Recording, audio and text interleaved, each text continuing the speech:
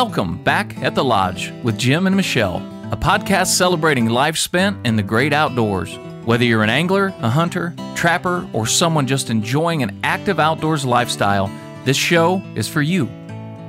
Join Jim Broughton and Michelle Sherman as they discuss outdoor news, opinions, events, and much more occurring over recent weeks. It's time now to pull up a chair, pour a favorite beverage, gather close to the campfire, and kick up those tired feet and relax, because you're back at the Lodge.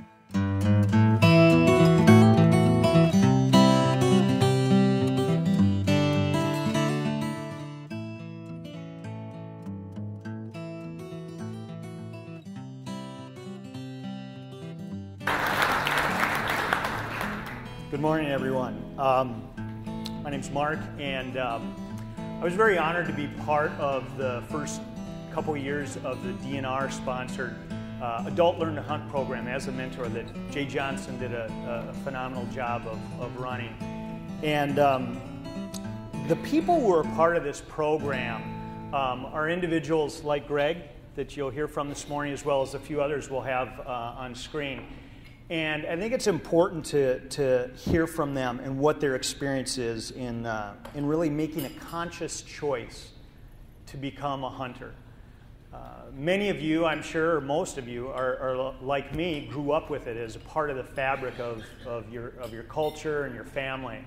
And these people are really impressive because they don't have that, and instead they made a conscious decision to become a hunter as an adult.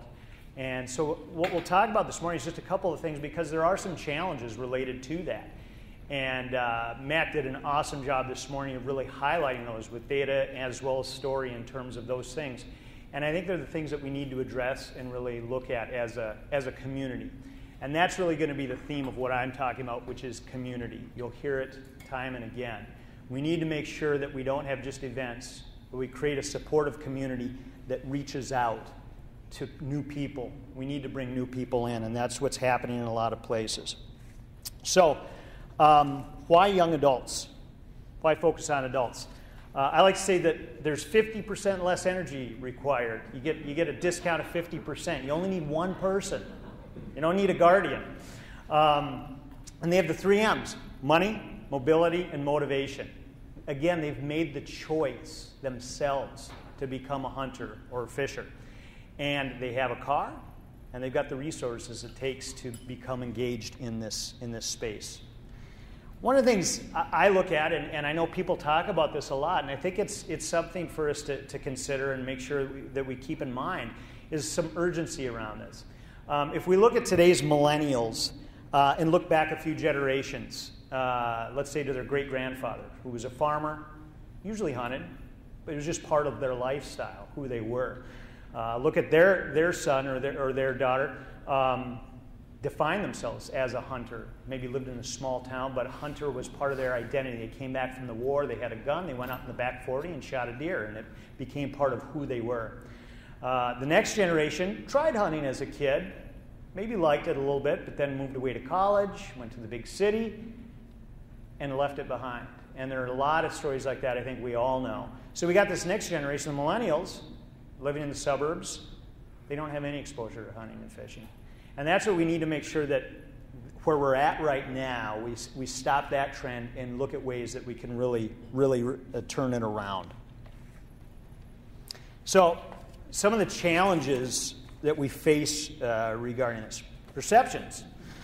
And the Colonel talked about this, and I think there's a lot of perceptions of non-hunters out there that we want to have the biggest guns and shoot the smallest deer, the smallest Bambi, without much regard for it. And I think it's something that we just need to acknowledge and we need to address as part of it. How do we become more open to and having the larger population really understand who hunters and fishers really are?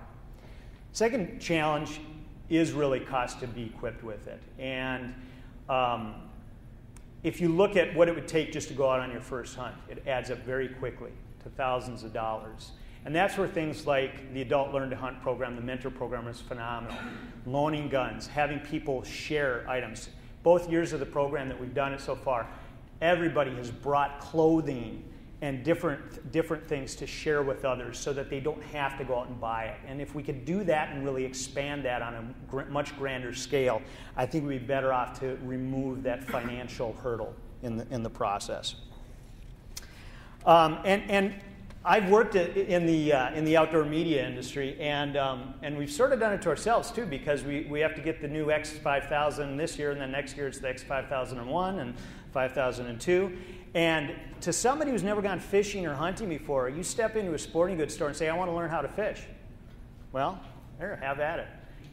It can be very complicated. And I loved last night when the speaker talked about fishing with a piece of wood and some mana off the bottom. And that's what we need to keep in mind, is how do we take baby steps and get people in very simply and not make gear just the hurdle. The last challenge we've got, which I put on here, and I didn't realize it would be talked about so much, but we have distractions. This quote here from Forbes last month I thought was interesting, and it's getting people out of their houses and out into the real world, even if only to hunt and capture imaginary creatures. I think like the Colonel said, I think there are ways we could use things like this, tools like this, to engage the next generation. But I do think that we need to, at some point, put the screen down. On average, young people are spending 9 hours a day on screen time right now. And that's something that, if they're doing that, they're not out in the woods. And I think we just need to be cognizant of that and mindful of what we're doing. So there are bright spots, too. It's not all doom and gloom. Food as a reason to connect with hunting or fishing. Meat specifically is on the rise within our population. In 2006, 16% of hunters said meat is the primary reason they go out to hunt. In 2013, it was 35%. So I think it's just related to some new people coming in, as well as some people redefining. But it is a good place to be, because the broader population will buy into that and understands the relevance of it in our modern society. There are some other things too, and I think it's been talked about a bit, related spaces outside of the local food movement, which is camping. Camping, whether it's on the rise or not, I think it's a solid space. Kayaking, kayak fishing is on the rise. How do we take those bright spots there and leverage that excitement more broadly in the field of being outdoors? So Greg's going to talk to you a little bit about his experience. I was Greg's mentor in the first year of the Adult Learn to Hunt program, and had an awesome time. It is such a rewarding experience, and I hope more people become mentors, because we need more people who are part of the culture today to get out, to put a hand out and bring new people into the community. And Greg's going to talk about his experience. Hi, so I'm Greg Liefeld. I'm one of these adult-onset hunters that we're talking about. And so I'm 41 years old. I was raised in Minnesota my whole life, born and raised in St. Paul. And growing up, I had extensive experience in the outdoors, camping, hiking, canoeing, fishing. But I was not raised in a household with a hunting heritage. I was raised by a single mom. She didn't hunt, so I didn't hunt. Hunting wasn't part of our family tradition. Growing up, I'd always heard stories about hunting from friends or relatives, and specifically deer hunting sounded like something that would be really fun for me. But there's a lot of roadblocks and challenges for somebody to get into deer hunting, especially at my age. Some of those would be somebody from outside the hunting culture coming in and looking at it and saying, boy, the rules and regulations on hunting and where to hunt, that's kind of intimidating to just pick up the book and start reading and try to figure it all out. Also, acquiring and learning how to safely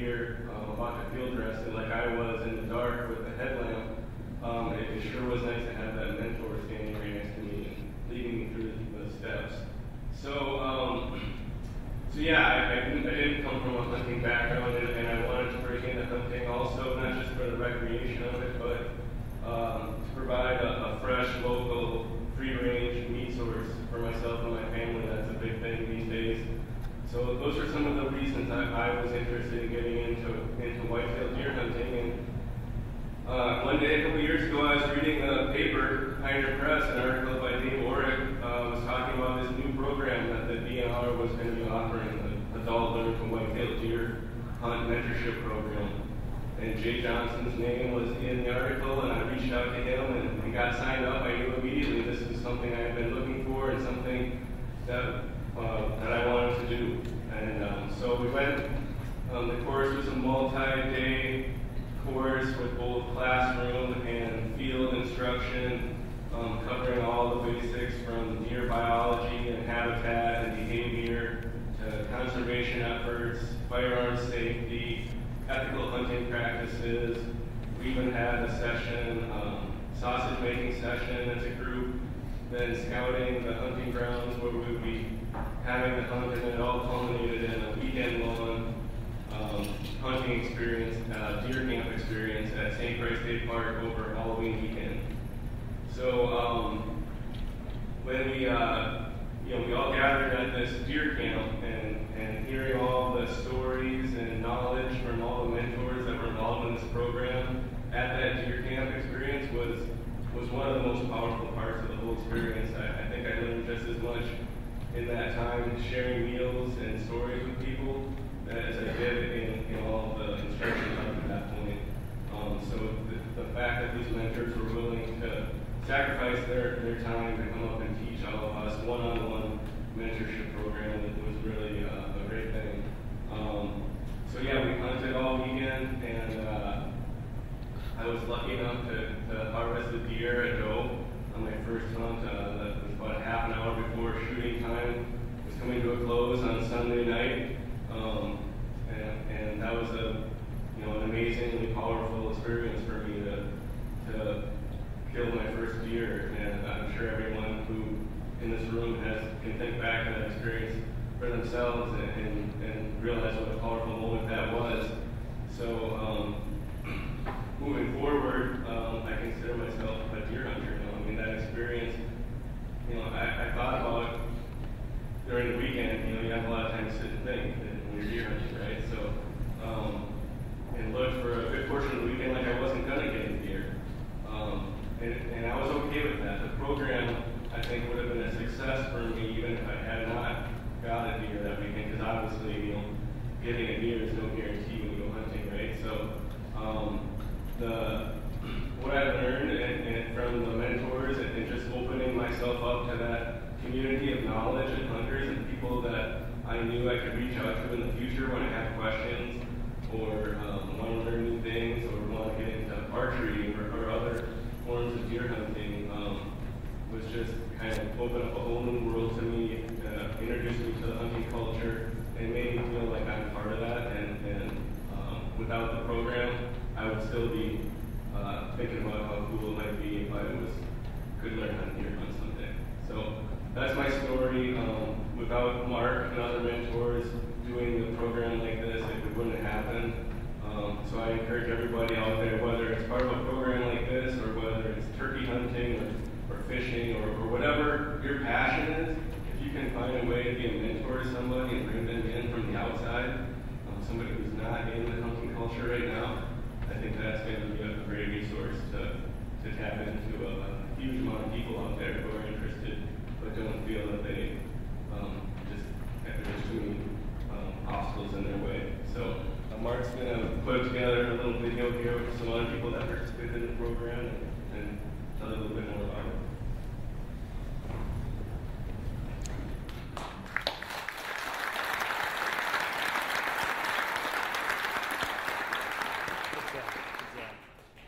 I'll add that I had to get back to be with my kids Sunday night when Greg got us here, so I wasn't actually with him when he got it.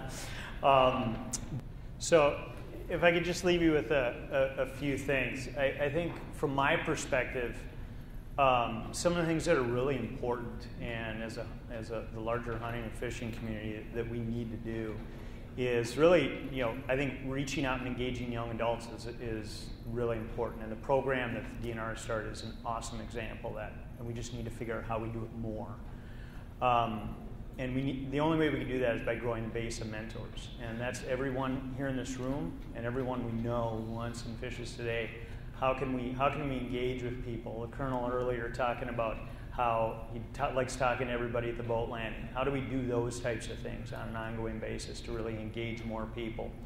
Leverage the popularity of the local food movement. This thing is hot right now. It's an opportunity for us, and we need to grab hold of it right now. And then, most importantly, welcome new people into this community. I think historically, I'm one of them. My deer camp, my hunting camp with my family, we don't really let a whole lot of people in. It's sort of scary to think of somebody you don't know going out in the field with them with a gun. But we need to figure that out, and we need to bring new people in and welcome them in. You heard these guys saying it. That was one of the most important takeaways for them. It's being welcomed in. So I hope we all can do that and continue to do more of it in the future. Thanks a lot.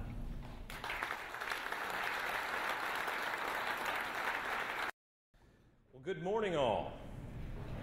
Good morning. A little bit of energy. We'll try to ramp that up by the time this is over. It's a good place to start.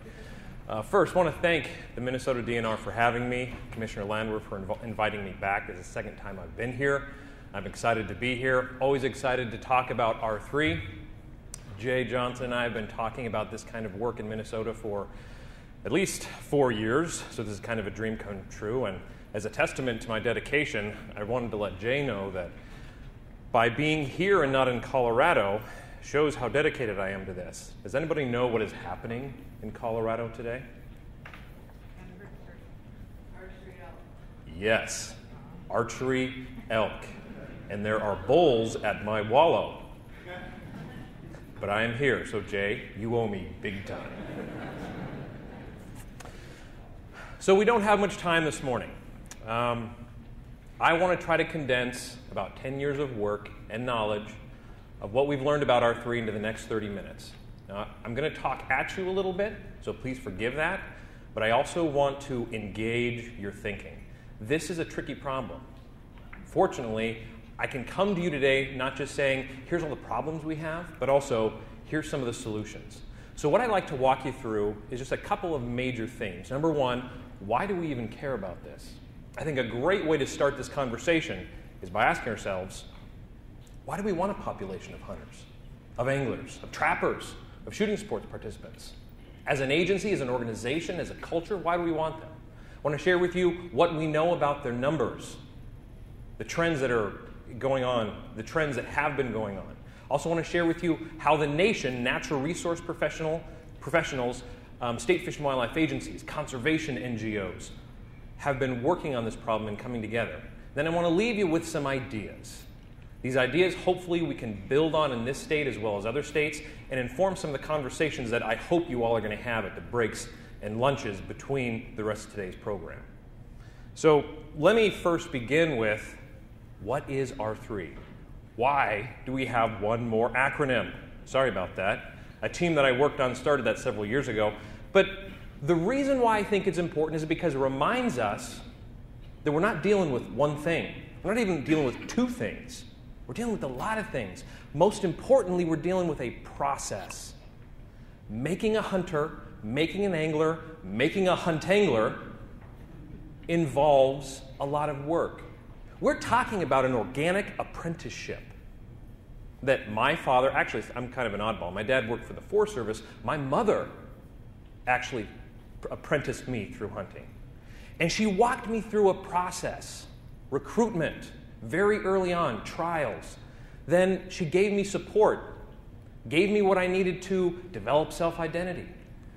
And then through my family and my lifestyle, the times in life when I moved, when I had kids, before that when I went to college, major changes kept me involved, reactivated me into the sport. This is a process. There's no such thing as one and done on this. So remember, we're trying to build sort of an artificial surrogate for a natural process that used to happen within the fabric of the American public. So why are we worried about it? Let's start with a little bit of history. 30 years ago is where this starts, 1980s, well, more than 30 years now. This is hunting specifically, registered license holders. You guys can see the trend. This got the attention of a lot of folks in high office, particularly in Washington, D.C. Back in the early 2000s, there were several governors' symposia on natural resources that got together and said, hey, are you guys seeing the decline in hunters that we're seeing in our state? And they did, and they started talking about, why is this happening? What's going on here? We've seen a boom in the outdoor industry. We've seen a boom in television shows, in marketing, in outdoor clothing companies. Why is this group plummeting this way, persistently? You don't see a lot of spikes in here. This is a pretty linear decline. So what I want you to take away from this is know that that 30-year decline we've experienced in another decade is about to drop precipitously by 20 or 30% if we don't backfill right here. You're going to hear me and other speakers talk a lot about adult-onset hunting. This is one of the reasons. There's a lot of other reasons, but this is one of the reasons. This age group right now, from sort of mid-20s to 30s, are highly underrepresented, and they're not filling up the gap created by an aging generation. For perspective, I want to show you from the fishing side. We see the exact same thing. No video here, but you can see the two curves. The dark line is 2004. The lighter shaded line is 2014. You see the exact same pattern. The peak of boomers moving through and very little filling it on the backside. Now, what's interesting, this is a sport where 163 Americans have tried it. Only 40 million are actually participating, but that's opposed to the 13.7 million hunters that are participating. So you might say that trend, if you're thinking that trend on hunters is a remnant of sample size, not really. Here's a much larger cross-section of the American public, and we're seeing the exact same kind of trend. So this is where we stand today. This is the foundation. Every researcher in the past 10, 15 years who have looked at this says, and has built a model from it, has noted we are going to decline unless things change. Now, all models are wrong. Some are useful. I hope these can be useful and let us know what we're facing. Now, I don't want this to be just a sob fest. And I've given you no other reason except to sob right now. We're going to come back up out of the mire. But I want to be realistic. I'm a data guy. I'm a researcher. I'm a scientist. So by default, I'm a coward. I won't make any decision unless I've got data to back me up. These are those data. Let's realistically see where we are nationally. Of course, there's a lot of variation in state. Here in Minnesota, a lot due to your local culture, your numbers are more stable than in other states. But this is the national snapshot. So we're talking about North America in the future. This is where we stand today. Now, some reasons why. I began this conversation with why do we want more hunters or anglers? There's a lot of reasons, but let me start from a position of a guy who worked in Washington, D.C. What really catches people's attention. Combine all of their out-of-pocket spending, this is an amazingly robust economic group. This is just the dollars that hunters, anglers, and shooting sports participants spend annually. They drive huge business. Now remember that curve, though. Remember who these people are and that they are getting older. Interestingly, this is the same group who increased their spending annually by 50% during the last recession. They didn't decrease, it shot up. That's one of the only reasons we still have relevancy with this group.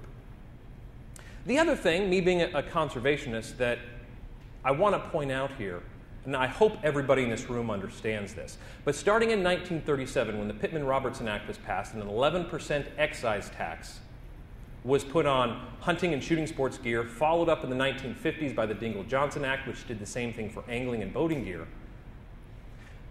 Those funds have resulted in the system of conservation, or should I, more specifically, wildlife management in North America, where 70 to 80% of wildlife conservation comes from license sales and those taxes. I'm not telling you that is the right model. As a matter of fact, I can tell you it's probably not the greatest, or it's not the most inclusive model we should have, because it means that most of the American public is a free rider on the system. They're not paying their fair share for the widget of clean air that they're breathing. But right now, this is who's paying for conservation. Since its inception, over $16 billion have been raised through those taxes alone. So as a population, hunters, anglers, shooting sports participants, trappers, These folks are the driving force behind conservation in North America, and as they drop, so does conservation. I can give you at least 30 state fish and wildlife agencies have already felt the pinch of this, who have had to fire people, reduce work because of the drops in these funds. More importantly, the drops from license sales. I live in Colorado. It's a state, 2/3 of its agency's budget comes from license sales alone, 2/3 of that from out-of-state license sales. In states like that are highly dependent, they lose 1% of their hunters. We're talking $300,000 or more. That's a lot of FTEs. So we're at the bottom of our threshold now. We don't have any more time to waste. Okay. So you might be saying, but wait. I know we here in this state have been doing a bunch of stuff. We've been working on this for 30 years. I agree, you have. WMI, in combination with several other partners, we did a census back in 2009 of all R3 programs currently being conducted in the U.S. I'm not going to share all those data with you, but I want to tell you what I've learned, and it's summarized in this statement. I thought that if I asked everybody out there who is doing R3, what are the results of your program? In a very simple metric. Here was the metric I was looking for. 50 people went through your R3 program. How many bought a license the next year? Virtually no one was collecting those data. Only 20% of those programs even kept track of how many people went through the program annually. I would love to be able to stand here to you today and say, I know exactly what works. I can't, because our community has not held itself to the rigor of saying, if we don't produce someone who actually goes hunting, our program isn't working. We have done tons of stuff. State fish and wildlife agencies alone spend $25 million annually just on R3. But the numbers keep going down. This is why. Following research discovered several things. You know who most of the participants in those programs were? My kids. Your kids. Because they were open-ended enrollments, not targeted markets, just said, hey, we're going to have a free elk hunt, a mentored elk hunt, first come, first serve. You know who's really tuned in with your agency's website? Me. So yeah, my kid hadn't gone hunting yet, but I was going to do it.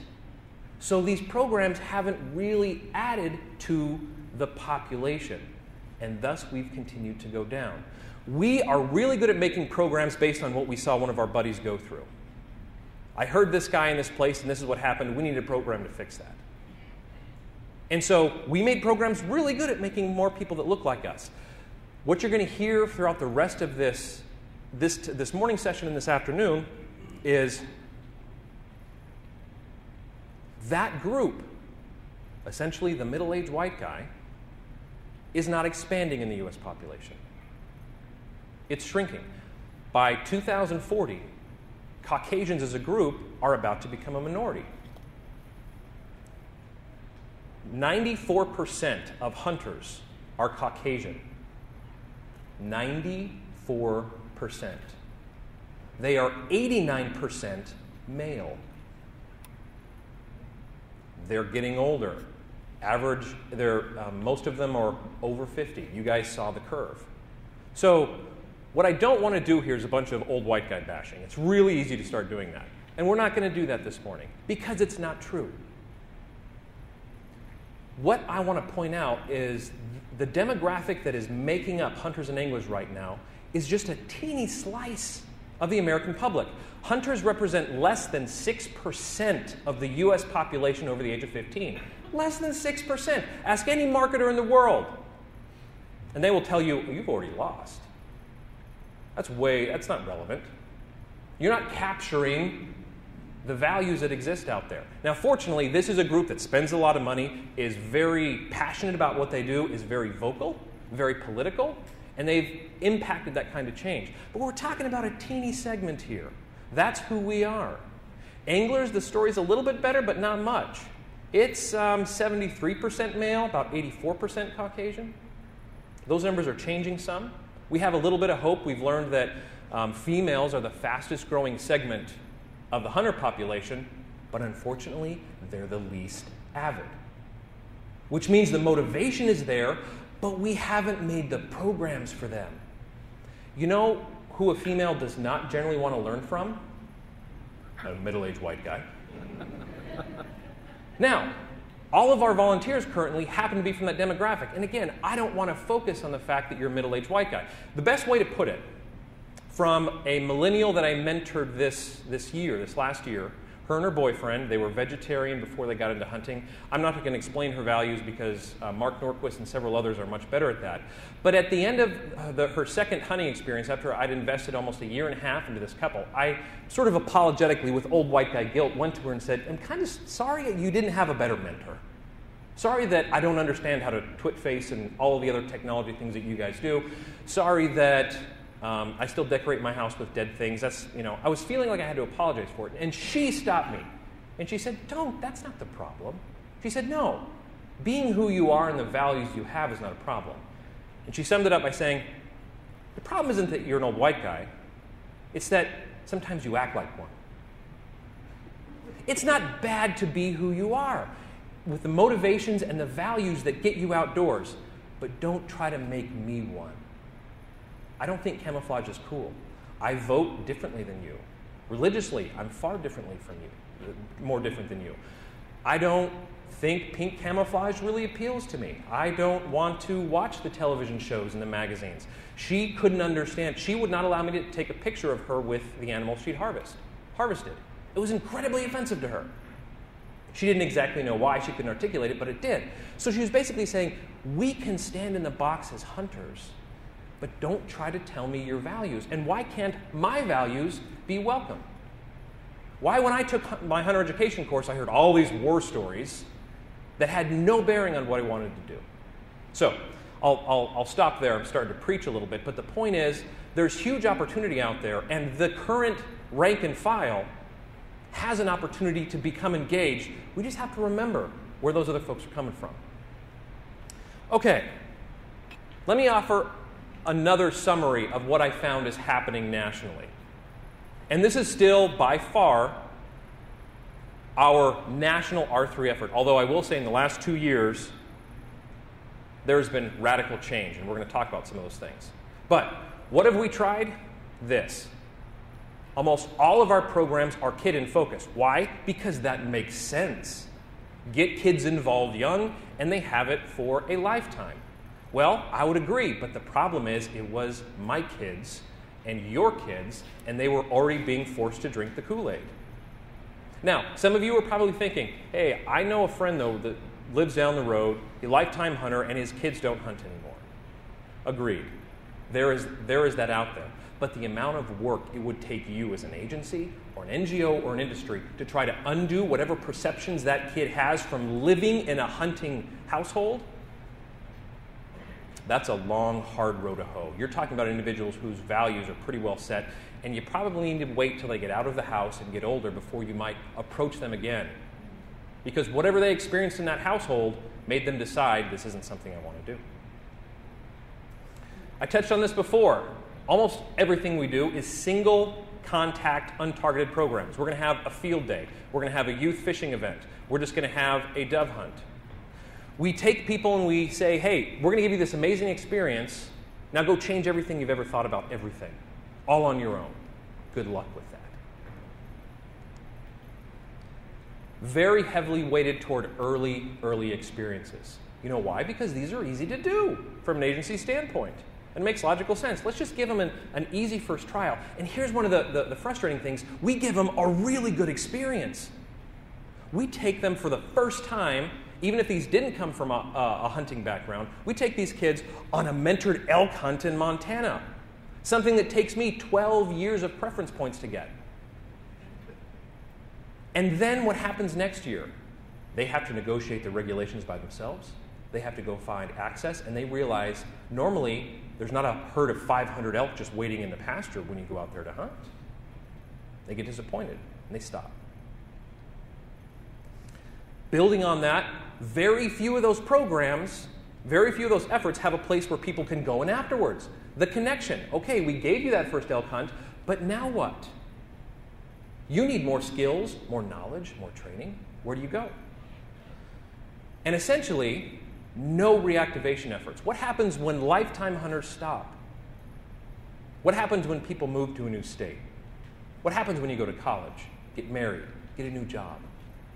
When I moved to DC, I stopped hunting because I saw how they did it in Maryland. Went, nope, not going to happen. I needed someone to show me the ropes, show me those opportunities. We're not paying attention to that. And think about that as low-hanging fruit. People who have experience, gear, knowledge, investment, and they just need a little nudge. No one's giving them that nudge. The way to summarize all that, we have over 420 programs, awesome programs, staffed beautifully. They need some tweaking in terms of their target audiences, but the most important thing is none of them are connected with any kind of strategy or focus, like pearls without a string. And most importantly, those programs weren't designed before, or those programs weren't designed after we stopped and thought, what are the threats out there to various demographic groups? And let's make a program that specifically targets those threats.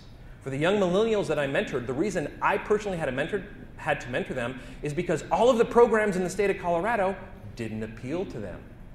They didn't address the barriers that those folks had. Okay, real briefly, what has not worked? Pretty much all of that. So, what can we do? Let's turn this around a little bit. In the last bit of this talk, let me share with you how to change our thinking and focus. I'm going to go a little bit academic on you, but don't look at this too much. Let me tell you this in a story. If we think about non-traditional audiences, people that we need to get in the fold, that are not the current demographic, one that often pops up is young females. They're the fastest growing segment. They're very social. Let's do this. I did that. So let me give you, and her name was Alexia. I did this about 4 years ago. Let me give you Alexia's experience. Alexia didn't come from a hunting background, but she was a farm kid. She loved the outdoors. And through some advertising within her school, she heard about hunting, and her brother decided to take a hunter education course. Through some targeted advertising in her school, she became interested and aware of hunting. She took the hunter ed class. Then, after she took the class, she realized, this is what she said, that didn't prepare me at all. I don't have anything that I need. You know why? Because hunter education was not designed to do that. Hunter education is a regulatory class designed to make sure that people know how to be safe in the woods. But it's not skills and knowledge training. So she started looking. She couldn't find anything. She had the email address of her hunter education instructor. She emailed him. What do I do? Where do I go? Over the course of several months, he talked with her. Months. Dozens of interactions, not one. Over 6 months, she finally got her questions answered. And she decided, you know what? I'm going to take my first trial. Now note something, folks. That awareness and interest stage wasn't a one-time thing. Multiple interactions. This is something to think about with kids. Somebody who's trying to form their own first identity. She has her first trial, a squirrel hunt, gets her first squirrel. Amazing experience for her. She has a decision. Now that I have personal experience, do I do this or do I not do this?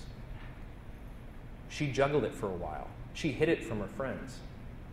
She wasn't sure what to do. That hunter education instructor continued to talk to her, work her through experience, brought in her mom, taught her mom how to do it, build a social support network. Okay? This goes on for 2 years. After 2 years, she's finally in this continuation stage. She's recruited. We got her. Now she's considering college. And where she wants to go to college, she's not real excited about the hunting opportunities. She's probably going to lapse. Someone's going to need to come back in and reactivate her, deal with her. So that process that Alexia went through, that is what we call the adoption process. This is how people do things. People don't do just one and done. This model goes all the way back to the early 40s, when the U.S. government was trying to get farmers to accept new farming practices. This has always been out there, but let me ask you, have you ever considered that process? Have you ever said, okay, we need an interaction at this arrow, at this arrow, at this arrow, at this arrow. She needs something that's always pushing her out there. She needs internet access when she goes deer hunting. When I took her deer hunting, I made sure there was a hotspot. Now, you're talking to a guy who got his first cell phone or smartphone 2.5 years ago. That's not who I am. But the deer hit the ground, and the very first thing she did after she realized it was dead is she posted something on Facebook. A lot of us in the room go, oh, but I'm going to challenge that. Back in the days before cell phones, you had your buddies to talk to. That's how she talks to them. That's how she forms opinions. Thinking this way will get us to where we need to go. Thinking about our efforts and how they link up to each other and what different demographics are going through is how we move this needle. So how do we fix it? Number one, we have to get strategic about what we're doing. There are tons of things that we can do, but what should we do? It depends on the audience, it depends on their motivations, and what we have not done as a community, and by we, I mean industries, agencies, NGOs, is stopped and said, wait a minute, what are the demographics in my state? Who is not hunting out there that should be hunting out there? Let's get them in a room and ask them, why are you not hunting? What do you need? Learn what they need, then build a program. Then get our partners involved. We haven't done that. Now, I want to make a special point of this R3 toolkit. This is awesome. Unequivocally, and it's one of the first of its kind. So massive kudos to all the people who put work on this, because I've done these type things, and I know how much work is involved in there. This is where you start. Several other states are doing similar things. Nationally, there's a National Hunting and Shooting Sports Action Plan that the Council to Advance Hunting and Shooting Sports and WMI put out there. It's at a professional networking website right here where there's over 300 R3 professionals that are talking daily and posting success stories, trying to get a focus around this mission. Georgia is about to release an R3 strategic plan. 6 other states are starting to write them. That is where we start. Is it boring? Yes. Is it frustrating? Yes. But let me remind you the grass that we started with, folks. That is where we have gotten with the work that we've been doing up to now. So let's look at this as an amazing opportunity. And for the rest of today's workshop, you're going to hear about the opportunities to start moving the needle, leveraging what we have and focusing on the resources that are available to us. Okay, let me end with some ideas of how to move forward. These ideas come from that National Hunting and Shooting Sports Action Plan and great documents like this. These ideas come from several organizations that are now coalescing around National R3 Movement. The Council to Advance Hunting and Shooting Sports is made up of big hitters in the industry: Cabela's, Bass Pro, Federal, Mule Deer Foundation, National Wild Turkey Federation. They're all sitting at a table coordinating their efforts. The Recreational Boating and Fishing Foundation is bringing in the fishing side. Next spring, they're going to release an R3 playbook, which is basically a step-down strategic plan. The North American Waterfowl Management Plan's Human Dimension Work Group, there's a phrase I had to practice a few times, but I got it right. Smiley face for me. They are looking at how can they leverage waterfowl management and the network in North America to get waterfowl hunters engaged. They're coming into this effort. So you guys are you're at the sparkle end of the pointy end of the spear. Kudos to you. Here's what we need to think about. So what do we do? Number one, I've made this point. Stop targeting just the sons and daughters of old white guys. There is a need there, but it is not the lowest hanging fruit. If we're going to target youth, we need to do populations that are not engaged. And I would challenge you to think about, is it the kid that we want, or is it the mom that we want? One thing we're learning about millennials is that they want to pass their motivations on to the next generation. Females with kids want to teach their kids. When mom is happy, everybody's happy. There's a lot of demographics out there that we can address beyond what we have been doing. Number two, there's a lot involved in this statement, but we have to begin a culture of demanding return on our investment. If you say it's an R3 program, you need to be able to track that it is. Saying 200 people attended is not good enough. saying 40% of them purchased a license in the next 2 years after attending our event. That is what we need to know. And as a community, everybody in this room in the state of Minnesota, you need to think about this in an adaptive approach. Do pilots based on the strategic thinking in here, measure them and see what worked and change. Measure them, see what worked, and change. Many states are starting groups like this where they're going to meet biannually and share success stories and what they've learned, with the Fish and Wildlife Agency providing data on what's happening with license treads. This is really going to be the focus of everything after today. Allow new values into hunting. We have approached R3 like there's a certain way to think about hunting. You have to use certain acronyms. You have to enjoy watching Duck Dynasty. You have to think camouflage is awesome. And as it turns out, that's actually a minority of the values in the US population.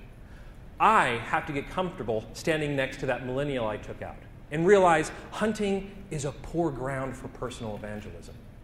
We are hunting together. That is the evangelism. She can think and believe and be motivated by hunting in a way that is meaningful to her, not the way I do it, but I will gladly hunt with her. And we as a community, the rank and file, actually I want to extend beyond us, all of the hunters currently out there, they need that call of duty. Allow those people in. Embrace the adult-onset concept. Go back to that graph that I showed you at the beginning. Remember that shadow line that's not backfilling the boomer generation? We won't always have this opportunity. I'm not saying don't do kids programs. What I'm saying is young adults have motivation, time, money, and a cultural set of values that makes them very conducive to getting into hunting quick, easy, and permanently. We have a narrow opportunity to get them involved to bring us back up to a state of homeostasis that we can then try to build upon in the future. 94% Caucasian is not representative of the US population. Think of this like an investment portfolio. Right now, all of our R3 audiences are in one stock. The market's about to get a little volatile in the next 2 decades, and we are poorly equipped to deal with that volatility. We've got to realize Asians, Latinos, African Americans have strong desires to go hunting, but in maybe different ways. They need to be reached out to. And finally, to summarize all of it, we need to make sure that our dollars and our focus is on real R3, not just education programs, not just programs that make us feel good, but programs that are really going to move the needle.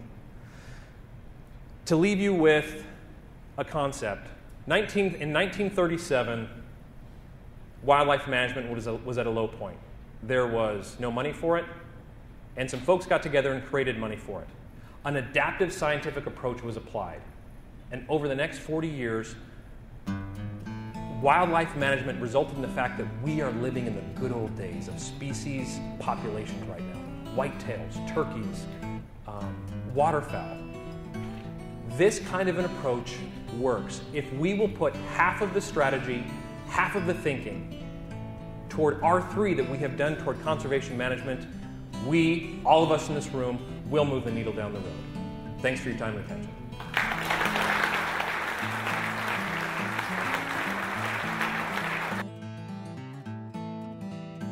You've been listening to Back at the Lodge, a podcast hosted by Jim Broughton and Michelle Sherman. Please join them again next time for another episode as they discuss a variety of topics pertaining to the great outdoors.